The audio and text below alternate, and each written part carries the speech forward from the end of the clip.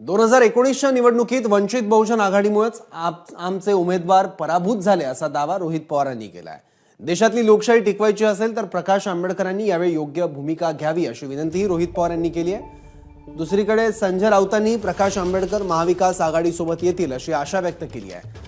प्रकाश आंबेडकरांसोबत ठाकरे गटाची चर्चा जवळपास पूर्ण झाल्याचं राऊतांनी सांगितलंय। आज संविधानाला वाचवण्यासाठी आपण सर्वजण प्रामाणिकपणे प्रयत्न करत आहोत। त्यासाठी प्रकाश आंबेडकर साहेब सुद्धा प्रयत्न करत आहेत। पण जेव्हा जेव्हा वंचितचे उमेदवार उभा राहतात ते मतं हे काँग्रेस राष्ट्रवादीचीच खातात आणि त्यामुळे अप्रत्यक्षपणे भाजपलाच फायदा होता।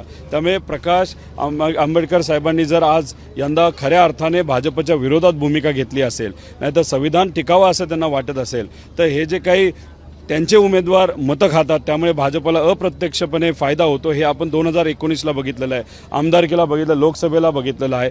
ते यंदा होऊ नये